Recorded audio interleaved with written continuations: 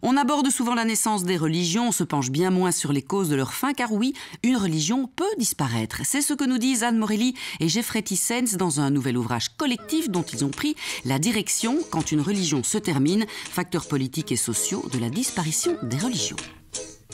Libre Ensemble, Catherine Ax, Jacques Nizan. Bonsoir à toutes et à tous, bienvenue dans Libre Ensemble. Et oui, demandons-nous ce soir, que deviennent ces religions lorsqu'elles disparaissent? Que deviennent les temples, les prêtres, les textes sacrés, voire les langues? Qui sont les acteurs de ce processus? Nous allons donc nous pencher sur ces questions ce soir avec nos invités. Bonsoir Anne Morelli. Bonsoir. Historienne et professeure honoraire au département de philosophie, éthique, sciences des religions et de la laïcité. Et Sylvie Pepperstraat. Bonsoir Sylvie. Bonsoir. Historienne de l'art, spécialiste des religions du Mexique ancien, professeure au département de philosophie, éthique et sciences des religions dans la même faculté que Anne Morelli. Alors, la religion des Mésopotamiens ou des Égyptiens a duré ce qu'elle a duré, mais elle a terminé, elle a fini par disparaître. Que reste-t-il des religions gréco-romaines ou celles des Amérindiens? Anne Morelli, oui. Que reste-t-il de ces religions-là? Est-ce que, lorsqu'elles disparaissent, il y a quand même des étoiles, des poussières d'étoiles qui leur succèdent, ou est-ce qu'elles sont remplacées? Comment avez-vous et pourquoi étudier ce processus? Eh bien, comme vous l'avez dit en introduction, on se penche très souvent sur la naissance des religions. Mais pour nous, les religions sont un phénomène humain, bien sûr, et donc comme tout phénomène humain, elles ont une naissance, elles ont un essor, et puis je dirais qu'elles sont malades et qu'elles en meurent. Alors c'est vrai pour les religions anciennes que vous venez de citer, mais tout le livre, tout en se basant sur l'étude scientifique de la fin de ces religions anciennes, pose une interrogation qui est une interrogation pour notre temps. Les religions sont-elles mortelles? Alors, les religions que vous avez citées, la Mésopotamie, l'Égypte, ces religions ont eu une très grande longévité de plusieurs millénaires. Et puis, un jour, il y a eu des facteurs externes ou des facteurs internes qui font qu'elles ont été remplacées par d'autres mouvements, d'autres religions. Et ça, on ne l'étudie pas, évidemment, puisque comme on ne les connaît pas, on se dit que si on en parle, elles ont duré le temps d'un éclat, et en fait, pas du tout. C'est parce que nous manquons de recul ou que nous ne voulons pas y voir. Elles sont elles ont été très longues, et si on va encore plus loin dans le temps, si on se penche sur la préhistoire, il y a encore quelque chose de plus étonnant, c'est que pendant peut-être 20 000 ans, il y a des êtres humains qui sont allés dans des grottes, qui ont fait des peintures rupestres, animalières, probablement liées à un culte, à une forme de religion, et puis ça a disparu. Et aujourd'hui, il n'y a évidemment plus personne qui va dans des grottes peindre des bisons ou autres.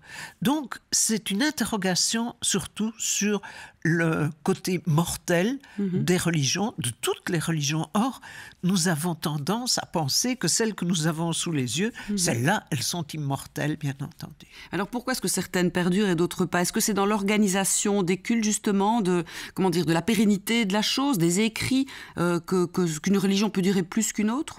Alors, je pense que Sylvie va nous donner l'exemple des religions amérindiennes. Amérindiennes dont vous êtes la spécialiste, Sylvie Pepperstraat. Je crois que dans certains cas, c'est manifestement un facteur externe.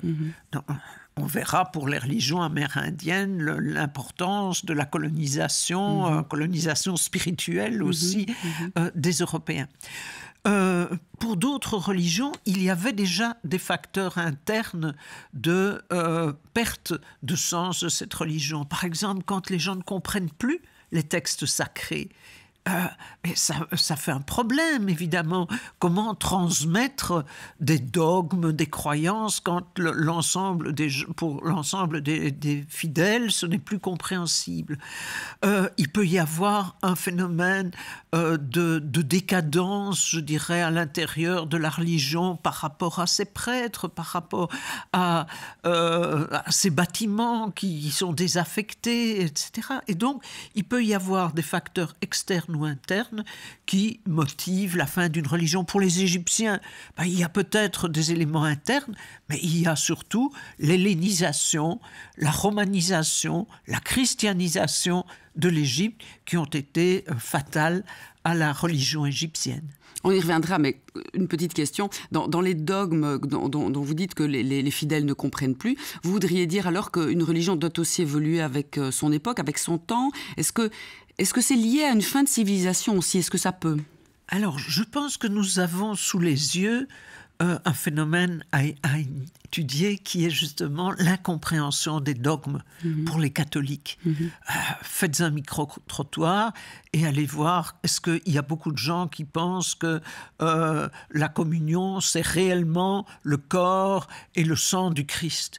Combien de gens pensent que la Vierge Marie est vraiment vierge même après son accouchement? Combien de gens pensent qu'elle est montée au ciel avec son corps et des choses comme ça? Donc, il y a une incompréhension des dogmes qui fait qu'il y a une désaffection. Et pour la religion catholique, par exemple, la question de la langue est aussi importante parce que pendant très longtemps, on a fait le culte en latin, mais quel était le pourcentage de gens qui comprenaient encore en 1958, juste avant le Concile Vatican II, quel était le pourcentage de gens qui comprenaient encore les prières en latin qu'ils étaient censés faire? Ok, nous y reviendrons effectivement. Sylvie Pepperstraat, comment une religion est-elle née? Vous qui êtes spécialiste donc des religions amérindiennes, et comment sont-elles mortes, ces religions-là? Est-ce que ça peut être transposable? Est-ce que vos études visent à transposer ces découvertes à nos jours? Alors je pense qu'effectivement, il y a un certain nombre de choses qu'on peut voir se reproduire d'une culture à l'autre, y compris des phénomènes plus récents. Donc effectivement, au Mexique ancien, on constate que la religion aztèque, par exemple, les religions mayas, qui sont les mieux connues tout simplement parce que c'est celles qui étaient en vigueur au moment de l'arrivée des Espagnols, ne viennent elles-mêmes pas de rien, dans le sens où elles s'inscrivent dans le sillage de cultures millénaires. Et donc, il y a un certain nombre de divinités, de pratiques qu'on observe chez les Aztèques et chez les Mayas, qui étaient déjà présentes dans des cultures antérieures, qui ont été reprises, adaptées et transformées aux besoins finalement de chaque culture. Et puis alors, au moment où les Espagnols arrivent, vont conquérir puis coloniser ce qui est actuellement l'Amérique latine, effectivement, il y a quelque part là aussi un bouleversement radical dans le sens où la colonisation qu'on a appelée la conquête spirituelle de l'Amérique, c'est-à-dire l'imposition du christianisme, l'évangélisation qui était vraiment étroitement liée à la colonisation, qui servait en fait de justificatif à la colonisation de l'Amérique et donc qui a très fort été mis en avant pour donner une bonne image en Europe de ce qui se passait en Amérique, va tenter de supplanter effectivement les religions indigènes. Et pour les historiens, on a travaillé pendant très longtemps avec des documents qui sont par exemple les écrits des missionnaires qui sont arrivés en Amérique assez tôt, dès les premières années qui ont suivi la conquête, alors même qu'on contrôlaient que très partiellement le territoire et qui vont présenter en quelque sorte le christianisme comme une espèce de rouleau compresseur qui va passer et tout éradiquer en un instant de l'ancienne religion présentée comme démoniaque. Et en fait, les recherches récentes tentent d'en montrer que ça ne s'est pas du tout passé comme ça, que ça a été beaucoup plus long, beaucoup plus difficile que prévu, que ces écrits qui parviennent en Europe sous la plume de missionnaires sont avant tout des écrits de propagande. Donc forcément tout s'est bien passé, on y est arrivé très rapidement. Oui, voilà, c'est ça, ils se sont précipités pour demander le baptême, ils ont été très contents, on a fait plusieurs milliers de baptêmes par jour et voilà, tout s'est fait en un clin d'œil et en fait, on se rend compte à voir les anciens édifices qui restent encore en affectation, à voir aussi les registres de baptême où on se rend compte qu'à certains endroits, alors qu'on est loin dans le XVIe siècle, il y a parfois à peine 15% de la population qui est baptisée. On se rend compte qu'il y a eu des résistances pendant plusieurs générations. Est-ce que des mythes ou fondateurs de ces religions-là sont restés dans la civilisation par la suite, après l'arrivée justement des missionnaires et du christianisme? Est-ce qu'il y a eu un mélange en quelque sorte, ou est-ce que quand une religion disparaît, c'est radical? Alors justement, il y a eu effectivement pas mal d'échanges d'une religion à l'autre, parce que même dans le cas où on a affaire à des villages de communautés entières qui acceptent de se convertir, d'ailleurs souvent pour des raisons pratiques, parce que par exemple on va lier l'obtention d'offices et de charges importantes au fait d'être baptisé. Donc voilà, souvent on va accepter pour des raisons pratiques. Et alors à ce moment-là, on est converti souvent de façon très rapide et brève. On demande guère plus aux nouveaux baptisés que de connaître leur catéchisme, par exemple. Et donc il y a une très faible connaissance finalement du christianisme. Et on va conserver évidemment un certain nombre de pratiques anciennes, quand bien même dans le cas où on va les renier explicitement, on se rend compte que dans ce qu'on peut observer, oui, il y a un certain nombre de pratiques qui vont subsister. On se rend compte aussi, par exemple, que dans des situations qu'on peut appeler des situations de crise, comme une famine, une mauvaise récolte, une épidémie, eh bien, très rapidement, on va se tourner vers les anciennes pratiques, et on va faire appel, par exemple, à des anciens prêtres pour effectuer des rites conformes aux rites préhispaniques. Donc, effectivement, oui, il y a eu un certain nombre de pratiques qui ont survécu très longtemps, même dans le chef de ceux qui étaient convertis et qui s'affirmaient chrétiens. Oui, parce que imposer un culte, c'est une chose, imposer une foi qui est toute personnelle, c'est différent. Comment est-ce qu'on peut annuler une foi et la remplacer par une autre? Est-ce que ce mécanisme est facile? Alors dans l'esprit des colonisateurs, oui, c'était évidemment, ça ne faisait pas l'ombre d'un doute. On ne pouvait qu'être enthousiaste à l'idée d'accueillir la nouvelle religion. Et dans les faits, on se rend compte que souvent, c'était une conversion de surface, donc obtenue souvent pour des raisons pratiques par la force, avec souvent aussi une législation qui venait renforcer, parce que le fait justement que jusqu'à une période avancée dans le XVIe siècle, il ait fallu prendre des dispositions légales, par exemple pour interdire la vente d'articles qui servaient dans le culte tel qu'on l'exécutait à l'époque préhispanique, montre que justement cette religion qu'on présentait comme vraiment quelque chose qu'on ne pouvait qu'accepter avec enthousiasme, ça montre qu'il y avait des difficultés. Donc effectivement, c'est quelque chose qui a fini par s'imposer au fil des générations parce que l'ancienne religion se marginalisait de plus en plus. Mais c'est un processus qui s'étend sur une longue durée, donc il faut parler plutôt d'un lent déclin plutôt que d'une disparition brutale. Alors qu'en est-il aujourd'hui? Est-ce que vous continuez ces recherches-là? Est-ce que dans ces contrées-là, parce qu'il y a encore des sites, on les visite, ça fait partie du tourisme national des sites aztèques, est-ce que 5 siècles plus tard, la religion catholique ou d'autres se sont imposées et ont éliminé les autres? Et où en sont ces religions catholiques et autres? Est-ce que le dogme est remis également en cause, comme le disait Anne Morelli? Alors en Amérique latine, je dirais qu'on est dans des pays où le catholicisme a encore actuellement plus de succès qu'il n'a en Europe, où on constate un déclin qui s'accélère. Cela étant dit, il y a aussi d'autres religions qui commencent aussi à avoir un certain succès en Amérique. Et je connais notamment des Mexicains musulmans, par exemple. Donc voilà, c'est aussi, même en Amérique latine, le catholicisme a peut-être un rien moins de succès qu'il y a quelques générations.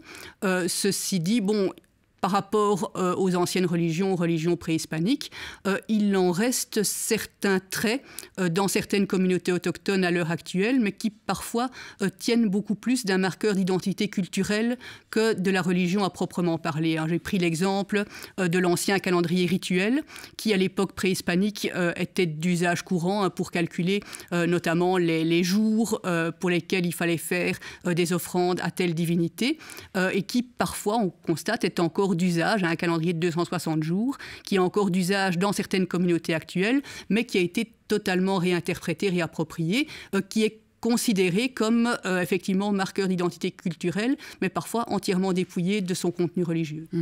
Anne Morelli, Sylvie Pepperstraat l'a dit, en Amérique latine, la religion catholique est encore bien établie. Pourquoi est-ce qu'en Europe, il y a un déclin des religions traditionnelles, monothéistes, comme on les connaît?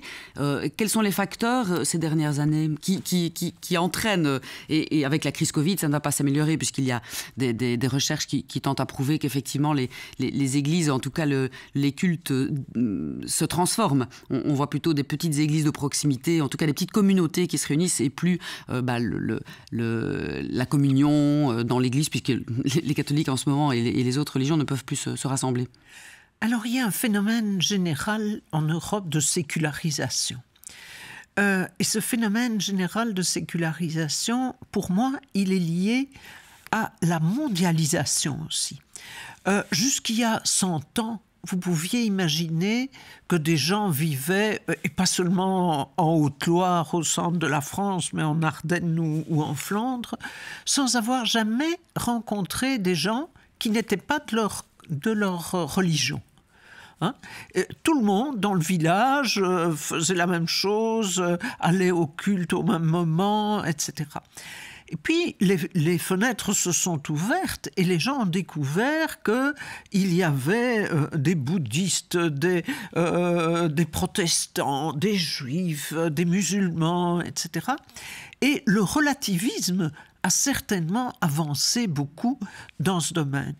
Et donc, à partir du moment où vous vous rendez compte qu'il y a tellement de dieux différents, celui de vos ancêtres ne vous apparaît pas forcément il est moins puissant. comme le seul possible.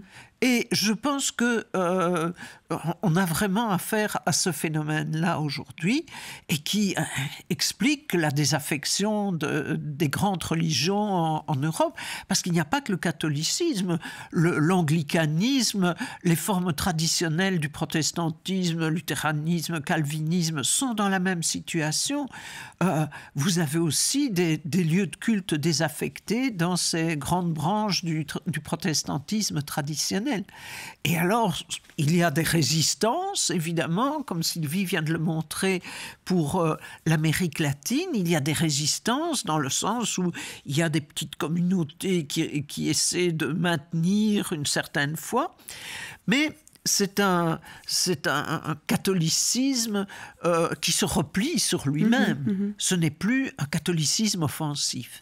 Est-ce que justement c'est un problème avec les dogmes? Parce que quand une civilisation gagne en connaissance, en éducation, est-ce que la remise en question de ces dogmes-là qui n'évoluent pas, est touchée? Alors, curieusement, les gens qui sont le plus critiques par rapport aux dogmes religieux, ce sont soit une poignée d'intellectuels, soit les agriculteurs. Les agriculteurs sont des gens très terre à terre, c'est le cas de le dire. Il n'y a pas de résultat. Et voilà. Mais entre les deux, vous avez certainement des gens qui peuvent croire à toutes sortes de choses irrationnelles.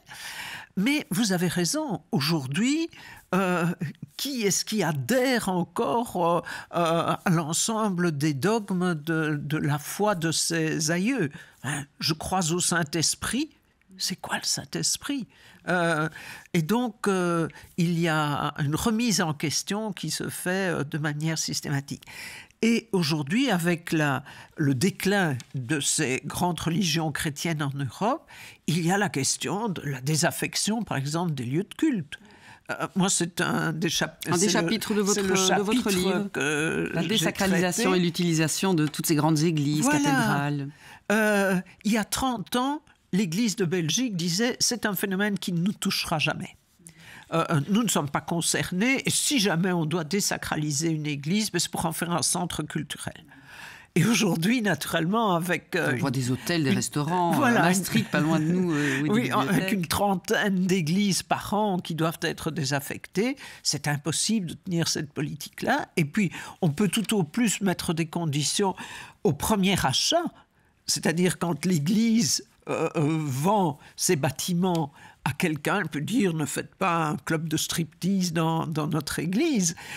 Mais le deuxième, celui qui achète ce bâtiment et puis qui le revend quelques années après, il n'a aucune obligation de maintenir un centre spirituel dans cette église. Et donc, il y a là toutes des questions nouvelles, avec aussi, dans les chapitres du livre, un chapitre très intéressant sur la baisse du recrutement dans les séminaires. On ferme les séminaires, il faut être clair. Il y en avait autrefois dans chaque province, ce n'est plus du tout le cas. Et il y a un article qui m'a bien intéressé et qui, je pense, intéressera un certain nombre de gens qui ont suivi des cours à l'ULB. C'est le destin de la famille Hadot. Monsieur Hadot, Jean Hadot... Les trois frères dont la maman voulait tellement... Voilà, vous avez bien lu. Les trois frères prêtres. Voilà, c'était le rêve de la maman. C'était d'avoir 3 fils prêtres. Fou. Et effectivement, 1 devient prêtre, 2 devient prêtre, 3 devient prêtre. Et on se penche sur le cas de Jean Hadot, parce que si vous êtes perspicace, je vous donne une énigme. Monsieur Hadot, on publie dans le livre sa notice, son image funéraire, et il est mort en 1950, ce qui est pratiquement mon année de naissance. Il n'avait pas 40 ans d'ailleurs, je crois très jeune. Oui. L'ennui, c'est que j'ai été son assistante pendant 10 ans. Ah, c'est étonnant. C'est étonnant. Donc, il a mimé une fausse mort. Ah bon? Il a fait toute une mise en scène. Ses étudiants séminaristes se sont recueillis, etc. Parce que c'était mieux pour sa famille, pour sa maman, de le croire mort que de le croire ayant perdu la foi, de savoir qu'il avait perdu la foi. Il est parti vivre sereinement la fin de sa vie ailleurs. Voilà. Et on n'a jamais prévenu la maman.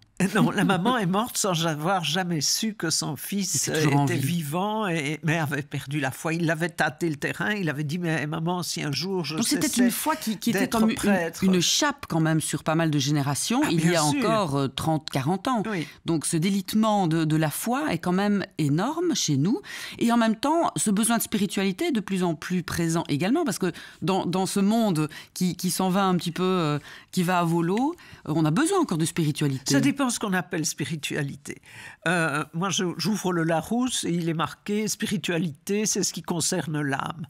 Alors, tout à l'heure, Sylvie disait mon âme est noire, si j'en ai une. Donc, je ne pense pas que j'ai d'âme. Donc, je n'ai pas de spiritualité dans ce domaine-là.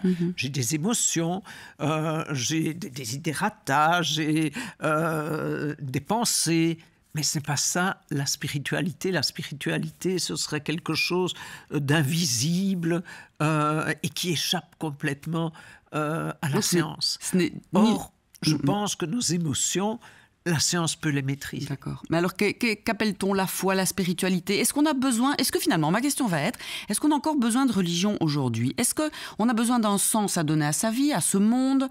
On le voit, il y a les platistes qui se rassemblent, les QAnon. Il y a quand même des courants qui veulent montrer la voie. Oui, mais c'est tout à fait dans l'ignorance. Ce sont deux choses tout à fait différentes. Donc, ce ne sont pas des religions, on est d'accord, ce sont des mouvements. Avoir un sens à sa vie, je crois qu'on en a drôlement besoin d'avoir un sens à sa vie, mais ça ne passe pas forcément par de l'immatériel et par de l'invisible. On peut avoir un sens social à sa vie, on peut avoir un sens politique à sa vie, on peut avoir un sens écologique à sa vie, mais ce n'est pas forcément lié à l'immortalité de l'âme. Alors, est-ce que les religions qu'on connaît aujourd'hui sont vouées à disparaître ou pas? Qu'est-ce qui va les maintenir? Pour moi, tout phénomène humain est mortel. Et même l'athéisme, parce que je suis athée, et je découvre en lisant le livre qu'il y a eu de l'athéisme en Grèce.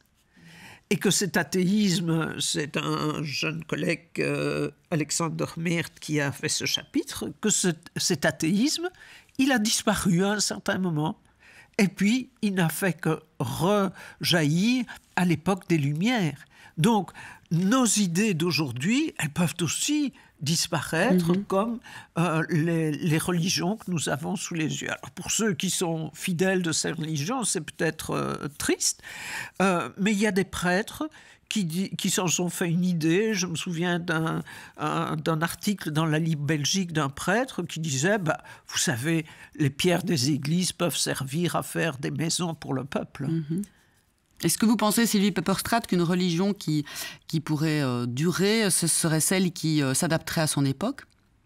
Alors, il y a évidemment ce phénomène d'adaptation qui, je pense, est essentiel parce qu'effectivement, on se rend compte qu'à partir du moment où une religion ou les valeurs qu'elle prône creuse l'écart avec la société dans laquelle elle se trouve et ne parvient pas à s'adapter, on constate qu'effectivement, il y a de moins en moins d'adhésion et que donc, c'est en tout cas un facteur qui va, si pas provoquer, en tout cas qui peut accélérer son déclin. Et là, je pense qu'on a beaucoup parlé du catholicisme.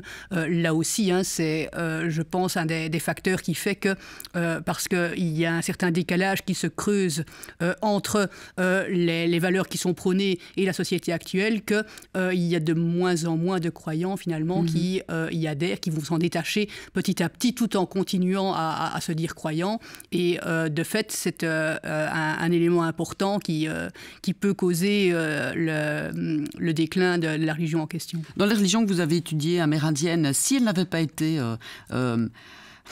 annihilées par l'oppressant, par le missionnaire venu envahir le pays, est-ce qu'elles auraient perduré ? Perdurer certainement plus longtemps que ce qu'on a connu avec la colonisation.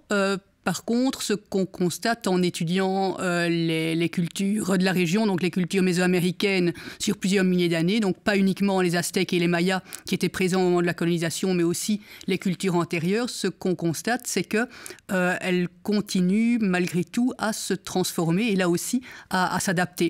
Et donc on peut supposer qu'en l'absence d'une colonisation extérieure, elles auraient continué à vivre leur vie, mais pas à l'identique, là aussi en s'adaptant aux besoins de la société. Pour prendre l'exemple de la religion maya, la culture maya, contrairement à la culture aztèque, s'étend sur plus d'un millénaire. Et donc là aussi, pour les historiens, puisqu'on a des textes mayas qui permettent de faire la distinction entre les différentes époques, on se rend compte que sur le long terme, au fil de son histoire, la religion maya s'est profondément transformée, a évolué, a parfois intégré certaines divinités qui venaient de cultures externes. Et donc, on peut supposer qu'en l'absence d'une colonisation espagnole, on aurait eu le même type de phénomène, à savoir des religions qui ne disparaissent pas, mais qui se transforment là aussi sur du temps assez long et en fonction de l'évolution des sociétés. Est-ce qu'on pourrait le voir encore aujourd'hui, Sylvie Pepperstraat, Anne Morelli? Est-ce qu'une religion pourrait envahir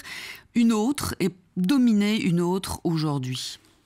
Évidemment, les monothéismes ont chacun la volonté d'imposer leur foi aux autres.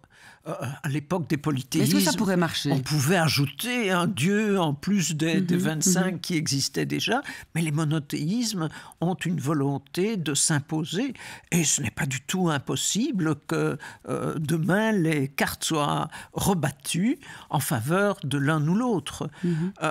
Maintenant, ce qu'on a sous les yeux, c'est plutôt la déliquescence du catholicisme et des grands courants du protestantisme, mais est-ce que d'autres religions... Et pourquoi est-ce que la religion musulmane ou l'islam et la religion judaïque perdurent plus que la religion catholique? Oui, mais par exemple, l'islam n'a que 700 ans. Ce qui est peu pour le temps long. Elle n'a pas encore eu le temps de s'essouffler, on va dire. Des religions, souvent c'est 3000 ans par exemple. Donc tout ça n'est pas impossible, mais nous ne sommes qu'historiennes et donc nous ne pouvons pas faire de prévisions, bien sûr. Très bien. Mais voilà, l'émission se termine déjà. Merci à vous, Sylvie Pepperstraat et Anne Morelli. Et puis je renvoie évidemment, si vous voulez poursuivre la recherche, la discussion, chers auditeurs, de ce livre, Quand une religion se termine, sous la direction d'Anne Morelli et de Geoffrey Thysens. Passionnant. Vraiment, j'ai adoré. C'est aux éditions EME. Et donc, un petit site internet, Anne Morelli, pour pouvoir, www.eme-édition au pluriel.be. Merci à tous d'avoir été avec nous ce soir. Merci à vous. On se donne rendez-vous la semaine prochaine pour un autre rendez-vous de la laïcité. À bientôt.